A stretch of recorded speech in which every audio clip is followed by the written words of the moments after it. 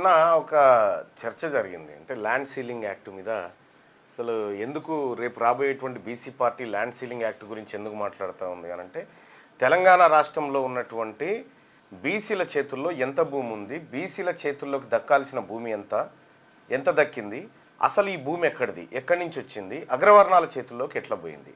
ఇవాళ 43% భూమి, మొత్తం భూమిలో తెలంగాణలో ఉన్నటువంటి మొత్తం భూమిలో 43% భూమి అగ్రవర్ణాల చేతుల్లో ఉంది. అగ్రవర్ణాల జనాభా 8%. 8% ఉన్నటువంటి వాళ్ళ దగ్గర 43% భూమి ఉంది. సో ఇక్కడ 62% ఉన్నటువంటి బీసీల దగ్గర 44% భూమి ఉంది. ఇక ఎస్టీల దగ్గర 13% భూమి ఉంటే ఎస్సీల దగ్గర కేవలం 9% భూమి ఉంది. సో ఇట్లా భూమి అనేది ఈ వర్గాల దగ్గరికి ఇట్లా ఉంది. అసలు వాస్తవానికి ఎస్సీల దగ్గర భూమి ఎక్కువ ఉండాల్సిందే, ఆ తర్వాత బీసీల దగ్గర ఎక్కువ ఉండాల్సిందే. ఎందుకంటే వీళ్ళ జనాభా విపరీతంగా ఉంది. ఎస్టీలకు వాళ్ళ జనాభా ప్రాతిపదికన భూమి ఉంది. కానీ ఈ ఎస్సీలకు రావాల్సినటువంటి భూమి, బీసీలకు రావాల్సినటువంటి భూమి ఎక్కడుంది, ఎవరి దగ్గర నిక్షిప్తమైంది అని అంటే అగ్రవర్ణాల దగ్గర నిక్షిప్తమైంది. అసలు ఏం జరిగింది, ఎందుకు తీన్మార్ మల్లన్న పివి నరసింహారావు పేరు చెప్తా ఉన్నాడు, ఎందుకు 1970 ల్యాండ్ సీలింగ్ యాక్ట్ గురించి మాట్లాడుతూ ఉన్నాము, ఏం జరిగింది, ఇదంతా ఒక్కసారి మీకు వివరించే ప్రయత్నం చేస్తా. బీసీలకు రేపటి బీసీ ప్రభుత్వం ప్రతి బీసీ కుటుంబానికి 2 ఎకరాల భూమి పంచాలనుకుంటుంది. ఎందుకంటే భూమి చదువు ఉన్నటువంటి జాతులు మాత్రమే పైకి వస్తాయి. ఎట్లా సాధ్యమవుతుందని మీరు అనుకోవచ్చు, ఎట్లా సాధ్యమవుతుంది అని అనుకోవచ్చు. నేను లెక్కలు చెప్తా, మీరేం వరి కాకండి ఆ లెక్కలు. మళ్ళీ సీలింగ్ యాక్ట్ తీసుకొచ్చేసి ఇప్పుడు ఎక్కువ భూమి 54 ఇక్కడ సెప్టెంబర్ 17, 1948 ఇది తెలంగాణ అంటే హైదరాబాద్ స్టేటు భారత్లో విలీనమైనటువంటి సందర్భం. ఇది కొంతమంది విమోచన అంటారు, కొంతమంది విద్రోహం అంటారు, రకరకాలు చెప్తూ ఉంటారు. సో హైదరాబాద్ అనేటువంటి సంస్థానము భారతదేశంలో విలీనమైనటువంటి రోజు. సో ఇక్కడ ఈరోజు ఏం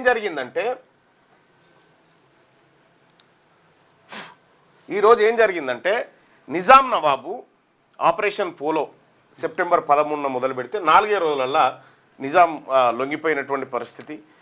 భారత సైన్యం బీబీనగర్ దాకా రాగానే ఆల్ ఇండియా రేడియోలో ఏదైతే నిజాం ఉందో ప్రకటన చేసి లొంగిపోతున్నట్టుగా చెప్పడం జరిగింది.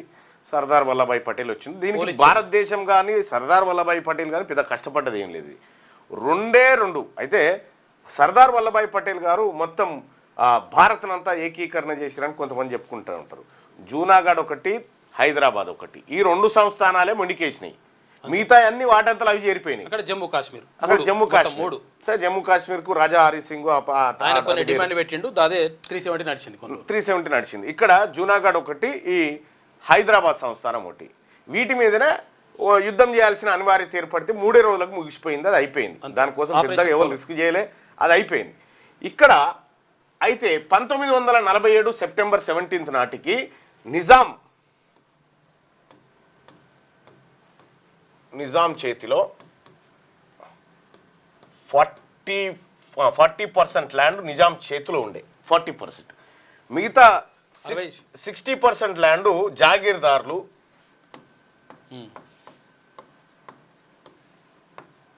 భూస్వాముల చేతిలో ఉండే. వీళ్ళ చేతిలో ఇంత భూమి ఉండే. అయితే భారత్లో విలీనమైన తర్వాత అబాలిషన్ యాక్ట్ అని తీసుకొచ్చినాం, 1951 అనుకుంటా. అబాలిషన్ యాక్ట్ అంటే జాగీర్దార్ వ్యవస్థ, భూస్వామి వ్యవస్థ కంప్లీట్గా రద్దు చేయబడి నిజాం చేతిలో ఉన్నటువంటి భూములు కూడా పోయి, అయితే నిజాంని ఫస్ట్ నీ భూములు కూడా భారత్కి అప్పగించాలంటే నిజాం ఒప్పుకోలేదు. ఒప్పుకోకపోతే జనరల్ చౌదరి పోయి ఆయనతో చర్చలు జరిపి నీకు ఏడాది ₹1 కోటి ఇస్తాం, నీ భూములు ఇచ్చేయంటే సరే అని ఇచ్చేసిండు అన్నట్టు. అట్లా ఈ 100% భూములు భారత ప్రభుత్వం చేతికి వచ్చినాయి.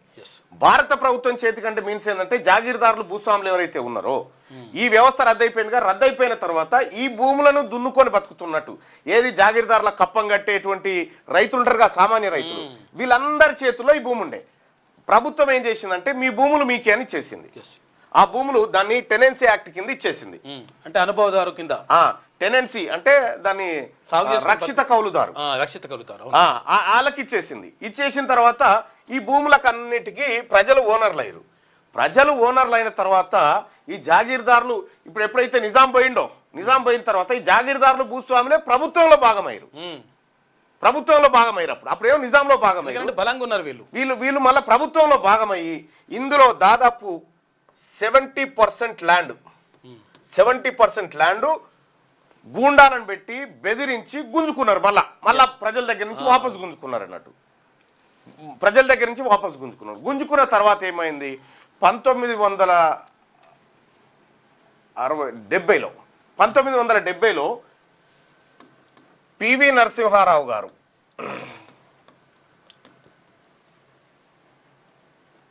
ముఖ్యమంత్రిగా అయ్యిండు. అప్పుడు ఉమ్మడి ఆంధ్రప్రదేశ్ రాష్ట్రానికి ముఖ్యమంత్రిగా పివి నరసింహారావు అయ్యిండు. పివి నరసింహారావు గారు అప్పటి ప్రధాని ఇందిరాగాంధీతో ఒకరోజు విమానంలో ప్రయాణిస్తున్న సందర్భంలో ఒక మాట ఏం చెప్పిండంటే, మేడం, పేదలకు భూములు పంచడం కోసం ల్యాండ్ సీలింగ్ యాక్టు తీసుకొస్తే ఎలా ఉంటుందంటే చాలా బాగుంటుంది, మీరు ఇమ్మీడియట్గా చేయండి. ఎందుకంటే ఉన్న దగ్గర 1000 ఎకరాలు ఉన్నాయి, లేని దగ్గర ఎకరా లేదు, మీరు ఇమ్మీడియట్గా చేయండి అనే మాట పివి నరసింహారావు గారికి ఇందిరాగాంధీ చెప్పింది.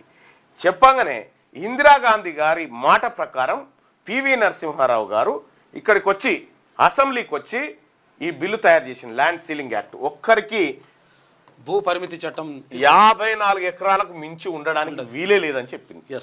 ఆ చట్టం ఈ చట్టం తేవడానికి కూడా మళ్ళా ఎంత గోసా, ఎంతమంది అడ్డుకున్నారు. ఈ చట్టం తేవడానికి పివి నరసింహారావు గారు ఈ చట్టం ఆడ పెడుతున్నాడు, అసెంబ్లీలో పెడుతున్నాడు, ల్యాండ్ సీలింగ్ యాక్ట్ తీసుకొస్తున్నాడని చెప్పగానే భూస్వాములే కదా అసెంబ్లీలో కూర్చుంది, లొల్లి పెట్టి గందరగోళం చేసి ఆగమాగం చేస్తే పివి నరసింహారావు లేచి ఇది ఇందిరాగాంధీ తీసుకొస్తున్న చట్టం, అందరూ శిరసా వహించాల్సిందంటే ఎమ్మెల్యేలు అయితే అప్పటికే లొలి దిగిరు. ఇక మంత్రులు ఉన్నారు కదా, అగ్రవర్ణ మంత్రులు, వీళ్ళు కసుకుంటా కూర్చున్నారు ఆడ. అయితే స్పీకర్ను మ్యానిపులేట్ చేసిరు. స్పీకర్ మ్యానిపులేట్ చేస్తే స్పీకర్ పేరు ఏదో రెడ్డి ఇసం, స్పీకరు వెళ్ళిపోతాడు. స్పీకర్ వెళ్ళిపోతే అప్పుడు జగన్నాథరావు అని చెప్పి ఒక ముదిరాజు డిప్యూటీ స్పీకర్ని ఆ చైర్లో కూర్చోబెట్టి బిల్లు పాస్ చేస్తాడు పివి నరసింహారావు.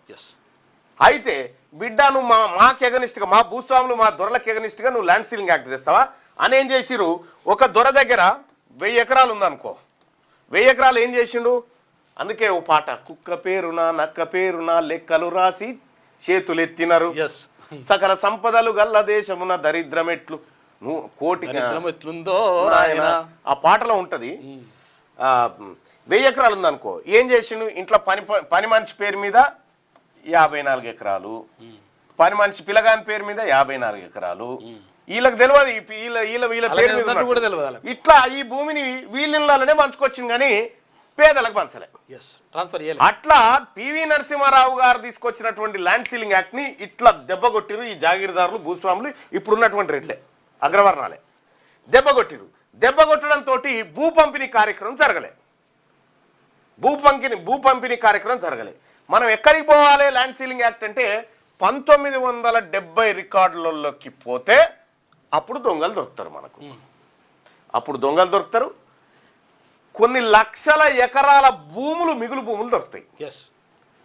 తద్వారా land ceiling act, PV Narasimharao గారు తీసుకొచ్చినటువంటి ల్యాండ్ సీలింగ్ యాక్ట్ని మరింత పకడ్బందీగా చేసి మిగులు భూములను బీసీ ప్రజలకు ప్రతి కుటుంబానికి 2 ఎకరాలు అసలు భూమి లేనటువంటి దళిత కుటుంబాలకు ఇవ్వాలి.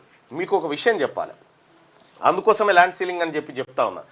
రేపటి బీసీ ప్రభుత్వం ప్రతి బీసీ కుటుంబానికి 2 ఎకరాల భూమి ఇవ్వబోతుంది. ఇది సత్యం. ఎట్లా అంటే ఎట్లా ఇవ్వగలుగుతాం? ఇప్పుడు భూమి ఉన్నదా మన దగ్గర?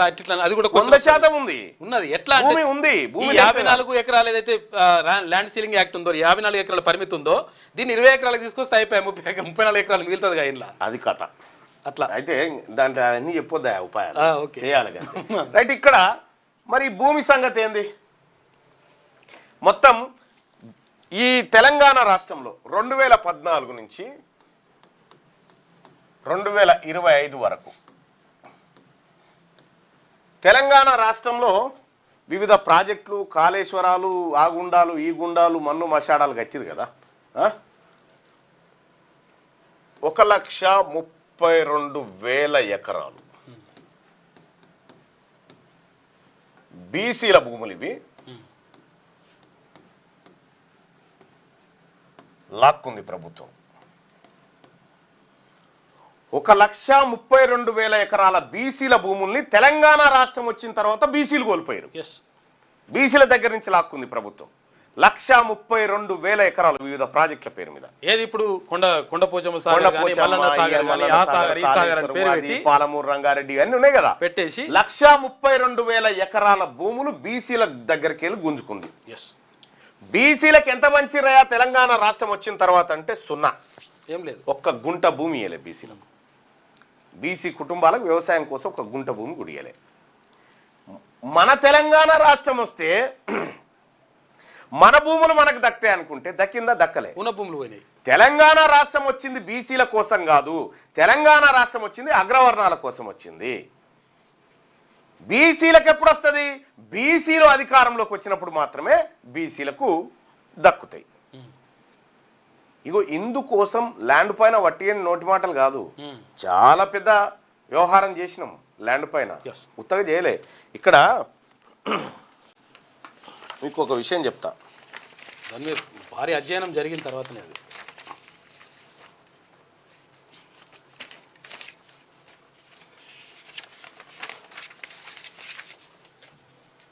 తెలంగాణ రాష్ట్రంలో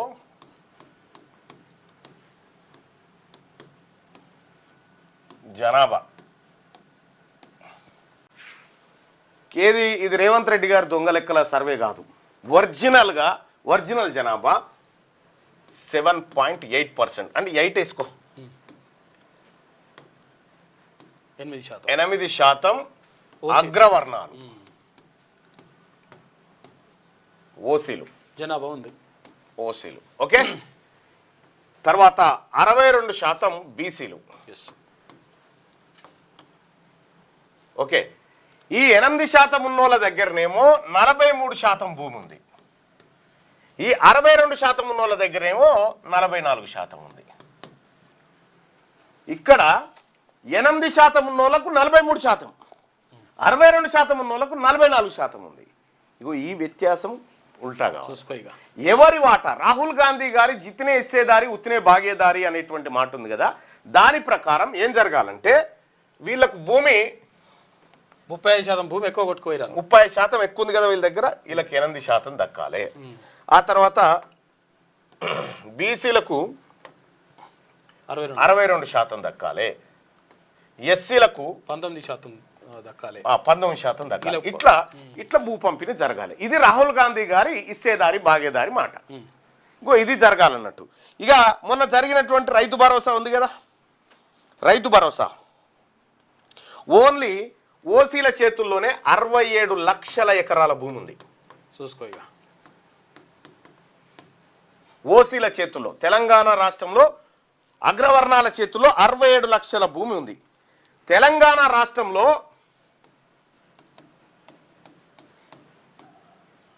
భూమి లేని బీసీలు ఎంతమంది ఎరికేనా? 75 లక్షల మంది. చూసుకో, ఇక 75 లక్షల మందికి భూమే లేదు. 75 లక్షల మంది బీసీలకు భూమి లేదు చూసుకో తెలంగాణ రాష్ట్రం.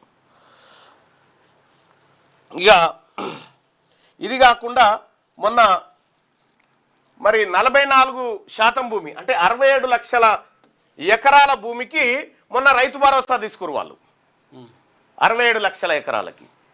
మరి బీసీలకు ఓసీలకు 8% ఉన్న ఓసీలకు 28,800 కోట్లు దక్కినాయి. 44% ఏది బీసీలకు 62% ఉన్న బీసీలకు అదే 2,900 కోట్లు దక్కినాయి. అంటే పంపిణీ, డబ్బుల పంపిణీ కూడా ఎటుపోతుందో చూడండి. అందుకోసమే వీటన్నిటికీ పరిష్కారం ఒక్కటే, బీసీలకు రాజ్యాధికారం అనేది మాకు స్పష్టత ఉంది. అందుకోసమే సెప్టెంబర్ 17 రోజు హోటల్ తాజ్ కృష్ణాలో ఈ పార్టీ లాంచ్ కాకపోతే పార్టీ నిర్మాణం, పార్టీ ప్రకటన, పార్టీ వ్యవహారం అంతా ఆ రోజు జరగబోతోంది. లేటెస్ట్ న్యూస్ తెలుగు మరియు ఇంగ్లీష్ అప్డేట్స్ కోసం ఇప్పుడే క్యూన్యూస్ అఫీషియల్ యాప్ ని ప్లే స్టోర్ నుండి డౌన్లోడ్ చేసుకోండి. సరికొత్త సమాచారాల కోసం క్యూన్యూస్ వెబ్సైట్ ని ఫాలో అవ్వండి. ఛానల్లో ప్రాంతీయ, జాతీయ, అంతర్జాతీయ వార్తలు వీక్షించండి. లైక్ చేయండి.